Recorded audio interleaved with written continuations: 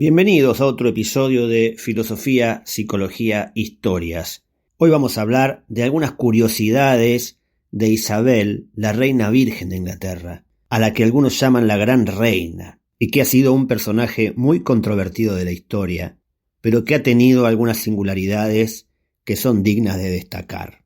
El 17 de noviembre de 1558, un correo entró al galope en el Palacio Real de Hatfield, cerca de Londres, a unos 55 kilómetros, y le anunció a Isabel Tudor que era la reina de Inglaterra, ya que su hermanastra, la reina María, había muerto aquella misma mañana.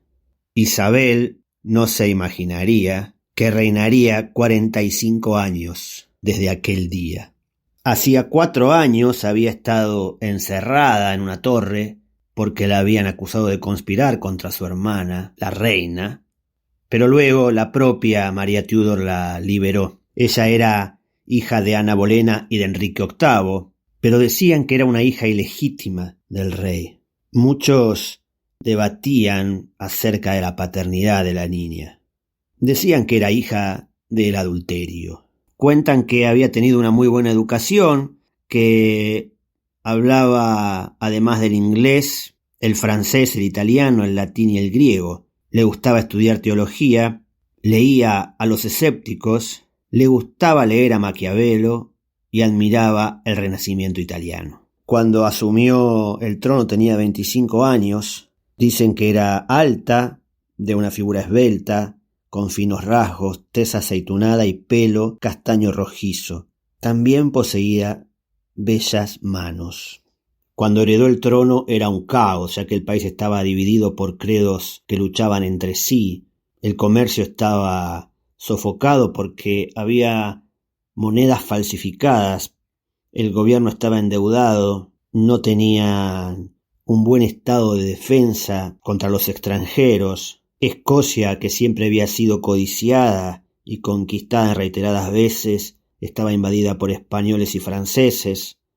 Irlanda invitaba a los españoles, el Papa la amenazaba de excomunión, así que todos esperaban el pronto derrumbe de Inglaterra con esta reina tan impopular. Para su gobierno eligió a colaboradores poco conocidos, y si bien su gobierno era pobre, pagaba las deudas que habían dejado su padre, su hermano y su hermana, y le gustaba derrochar en vestidos y joyas, así como dar privilegios económicos a quienes la favorecían.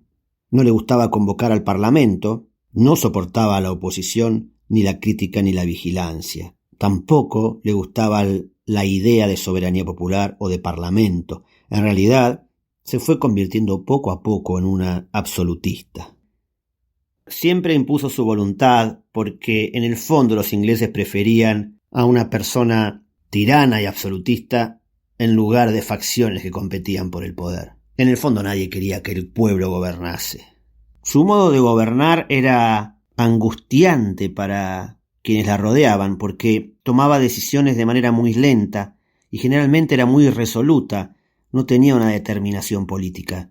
Por lo tanto siempre esperaba hasta el último momento, como si quisiera tantear primero la situación antes de tomar una decisión. Pero estas vacilaciones mantuvieron una larga paz, ya que trataba de compensar a las diferentes facciones constantemente para no estar nunca en favor de una o de otra. Es decir, fue una gran diplomática, pero cuentan que su arma secreta no fue otra que su famosa virginidad, muy cuestionada por muchos historiadores, pero que fue el hecho que resaltó su reinado. Todos hablaban de la reina virgen. En realidad, se murmuraba en la corte que Isabel tenía una membrana que la incapacitaba para conocer un varón y que había un cirujano francés que cierta vez había hablado de su disposición para hacer una intervención quirúrgica y que ella pudiera deleitarse con el amor. Es decir, parece que había una malformación.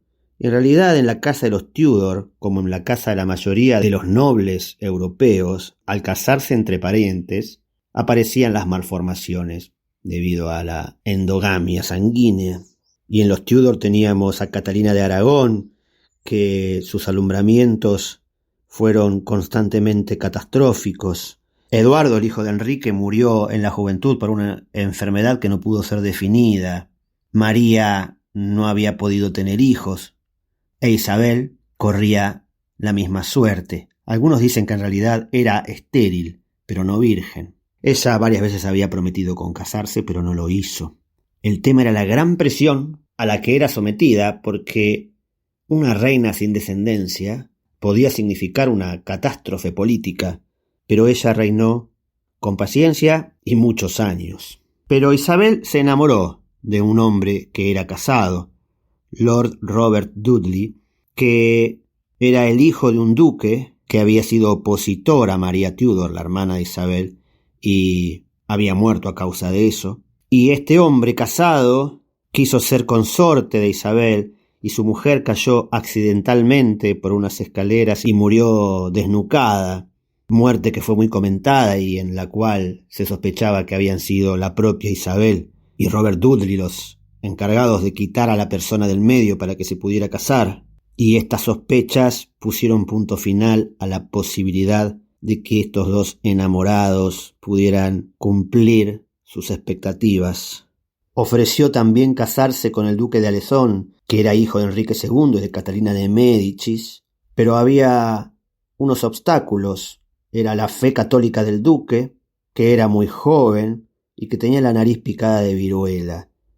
Él tenía 16 años, la reina 37. Sin embargo, estuvieron noviando por 5 años. Isabel básicamente jugó con él y con Francia, porque lo había hecho para impedir que el duque de Francia, este muchacho, se casase con la infanta de España y de esa manera impedir una alianza entre franceses y españoles. Es decir, que utilizó su soltería, su esterilidad, su virginidad como una cuestión de Estado para impedir la unión de otros dos países. Cuando lo hubo logrado, cuando la infanta española estuvo comprometida, renunció a su noviazgo. A ella le gustaba ser cortejada, podía compartir el lecho con quien fuera, con tal de conseguir sus objetivos nacionales. Muchos lores se arruinaban por festejarla. Los poetas le dedicaban sonetos, los músicos la alababan. Walter Raleigh decía que caminaba como Venus, cazaba como Diana, cabalgaba como Alejandro y cantaba como un ángel, además de tocar los instrumentos como Orfeo. No tenía problemas en acariciar o en golpear a los cortesanos, a los emisarios extranjeros.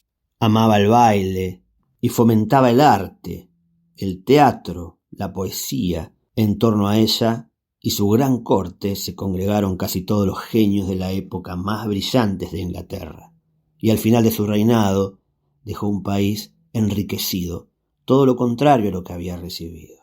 Me despido con una frase de esta mujer que le gustaba reírse a carcajadas, que no tenía escrúpulos para lograr lo que quería, que amaba la virtud religiosa pero fomentaba la piratería, que protegió a Shakespeare y que le gustaba ostentar sus 5 palacios, y que gobernó en un mundo de hombres con un estilo propio y una parsimonia extraños a su época, y que era muy consciente de sus debilidades y de sus virtudes. Y esta frase dice así: sé que soy dueña de un débil y frágil cuerpo de mujer, pero tengo el corazón y el estómago de un rey, más aún de un rey de Inglaterra.